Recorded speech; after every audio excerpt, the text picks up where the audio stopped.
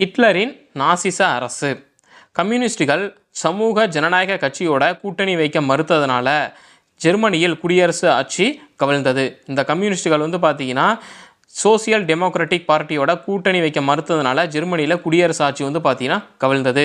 அதன் விளைவாக என்ன ஆயிடுச்சு அப்படின்னா, இந்த தொழிலதிபர்கள், வங்கியாளர்கள், குடியாட்சி கட்சியினர் இவங்க எல்லாம் ஹிட்லரை அவங்களுடைய கட்டுப்பாட்டில் வச்சுக்க முடியும் அப்படின்ற நம்பிக்கையில். ஹிட்லரை யாராவது கட்டுப்பாட்டில் வச்சுக்க முடியுமா? முடியாது. அது அவங்களுக்கு தெரியல.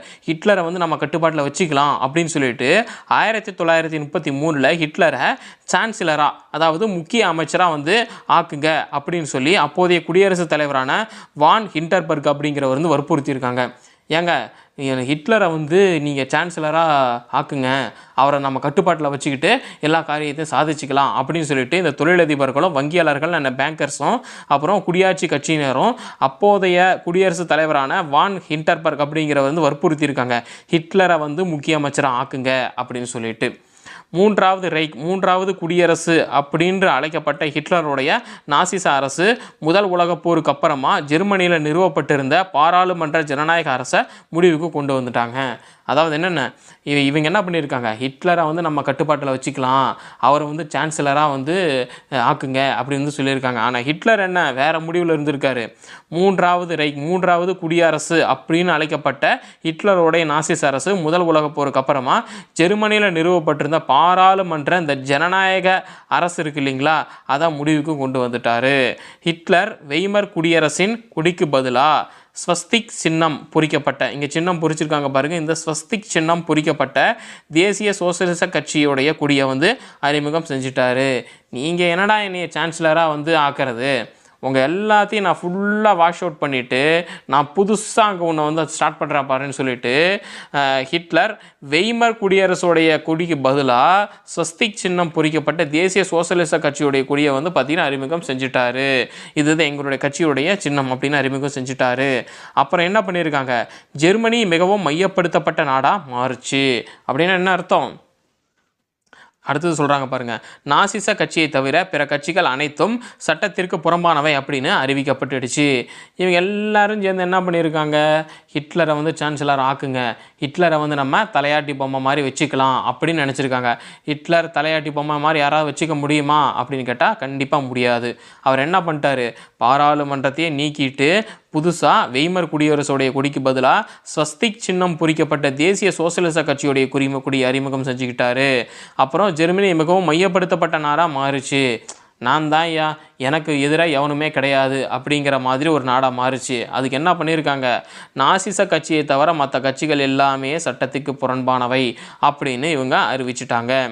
அப்புறம் பழுப்பு நிற சட்டை அணிந்த போர் வீரர்கள், முழங்கால்களுக்கு மேல் வரும் காலணிகள் அணிந்த புயல் படையினர் ஆகியோரின் எண்ணிக்கை அதிகப்படுத்தப்பட்டது. என்ன அர்த்தம், இவங்க வந்துட்டாங்க அப்படின்னா இவங்களுடைய ஆட்சி தான். கொடியவே மாற்றிட்டாங்க. வீரர்களுடைய யூனிஃபார்மு, ஷூ பூட்ஸ் எல்லாம் மாற்றுறது எம்மாத்திரம் அதான் மாற்றிட்டாங்க பாருங்கள். பழுப்பு நிற சட்டை அணிந்த போர் வீரர்கள், முழங்காலுக்கு மேல் வரும் காலணிகள் அணிந்த புயல் படையினர் ஆகியோரின் எண்ணிக்கை பார்த்தீங்கன்னா அறிமுகப்படுத்தப்பட்டது. ஹிட்லர் இளைஞர் அணியும் தொழிலாளர் அமைப்பும் நிறுவப்பட்டன. ஹிட்லருடைய இளைஞர் அணியும் தொழிலாளர் அமைப்பும் நிறுவப்பட்டுச்சு. தொழிற்சங்கங்கள் ஒழிக்கப்பட்டன. அவற்றின் தலைவர்கள் கைது செய்யப்பட்டாங்க. ஒவ்வொரு தொழிலுக்கும் ஒவ்வொரு சங்கம் இருக்குது இல்லைங்களா. இப்போ பார்த்தீங்கன்னா நிறைய தொழில்கள் இருக்குது. அந்த ஒவ்வொரு தொழிலுக்கும் ஒரு சங்கம் இருக்கும், சரிங்களா. ஸோ அந்த சங்கங்கள் அத்தனையும் ஒழிக்கப்பட்டு அந்த சங்கங்களுடைய தலைவர்கள் எல்லாமே கைது செய்யப்பட்டாங்க. அப்படின்னு என்ன அர்த்தம், இந்த லாரி உரிமையாளர் சங்கம், அப்புறம் அந்த பஸ்ஸு உரிமையாளர் சங்கம், இந்த மாதிரியான சங்கம்லாம் இருக்கு இல்லையா, அந்த சங்கம் எல்லாம் ஒழிக்கப்பட்டு அந்த சங்கத்துடைய தலைவர்கள் எல்லாம் கைது செய்யப்பட்டுட்டாங்க. அனைத்து தொழிலாளர்களுக்கும் ஜெர்மன் தொழிலாளர் அமைப்பில் சேருவதற்கு வற்புறுத்தப்பட்டனர். எல்லா தொழிலாளர்களும் உங்களுக்கான தொழிற்சங்கம்லாம் கிடையாது, ஜெர்மன் தொழிலாளர் அமைப்பு அப்படின்னு ஒன்று இருக்குது, நீங்கள் அதில் கட்டாயம் சேர்ந்து தான் ஆகணும், எதிர்த்தீங்க அப்படின்னா க்ளோஸ் அப்படின்னு சொல்லி எல்லாத்தையும் வற்புறுத்தி ஜெர்மன் தொழிலாளர் அமைப்புக்கு எல்லாத்தையும் சேரணும் அப்படின்னு சொல்லி வற்புறுத்தியிருக்காங்க. அப்புறம் இன்னும் என்ன சட்டம் வந்திருக்கு, வேலை நிறுத்தங்கள் சட்டத்திற்கு புறம்பானவை என அறிவிக்கப்பட்டன. எனக்கு வந்து சம்பளம் அதிகமாக வேணும், எனக்கு வந்து பார்த்திங்கன்னா பணி நேரத்தில் இவ்வளோ நேரம் ஓய்வு வேணும், இந்த மாதிரியான எந்த ஒரு சலுகையும் எதிர்பார்த்து நீங்கள் வந்து இந்த வேலை நிறுத்தங்கள்லாம் செய்யக்கூடாது. ஏன் அப்படின்னா தொழிலாளர்களுடைய ஊதியத்தையே அரசு தான் நிர்ணயிக்குது. உங்களுக்கு என்ன சம்பளமோ அதையே நாங்கள் தான் நிர்ணயிப்போம். இந்த வேலை நிறுத்தம் பண்ணுறது, இந்த வேலையெல்லாம் எதுவுமே பண்ணக்கூடாது அப்படின்னு சொல்லிட்டாங்க. பத்திரிகைகள், அரங்குகள், திரைப்படங்கள், வானொலி, கல்வி ஆகிய அனைத்தும் அரசின் கட்டுப்பாட்டின் கீழ் கொண்டு வரப்பட்டன. என்ன அப்படின்னா பத்திரிகைகள் அப்படின்னா என்ன அர்த்தம்? என்ன நியூஸு போடணுமோ அதையே வந்து பார்த்திங்கன்னா ஹிட்லர் தான் வந்து பார்த்திங்கன்னா முடிவு பண்ணுவார். இந்த நியூஸை தான் போடணும்னா இந்த நியூஸ் தான் வெளியே வரணும், வேறு எந்த நியூஸும் வெளியே வரக்கூடாது.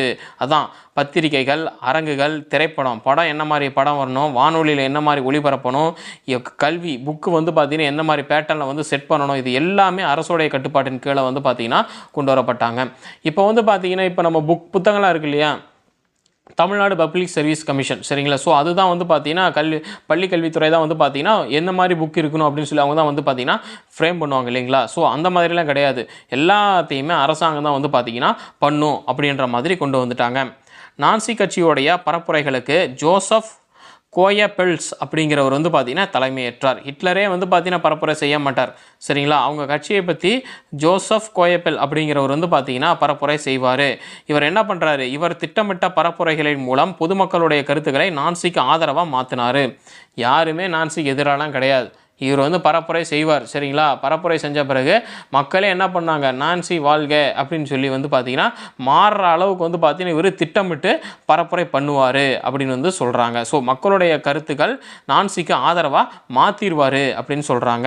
அப்புறம் கெஸ்டபோ அப்படின்ற ரகசிய காவல் படை மற்றும் ஹிட்லருடைய தேர்ந்தெடுக்கப்பட்ட மெய்காப்பாளர்களை ஹைட்ரிச் ஹிம்லர் அப்படிங்கிறவர் வந்து பார்த்திங்கன்னா நிர்வகிப்பார்.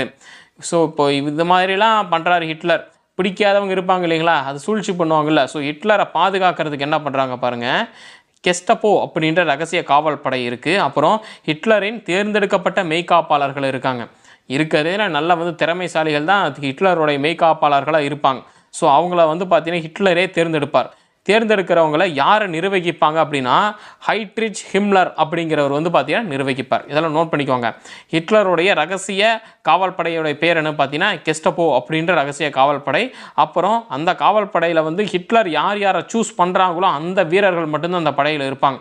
ஸோ இவங்க எல்லாத்தையும் நிர்வகிக்கிறது ஹிட்லரே நிர்வகிக்க மாட்டார், ஹைட்ரிச் ஹிம்லர் அப்படிங்கிறவர் வந்து பார்த்திங்கன்னா நிர்வகிச்சுக்குவார். ஸோ இதுதான் வந்து பார்த்திங்கன்னா ஹிட்லருடைய நாசிச அரசு.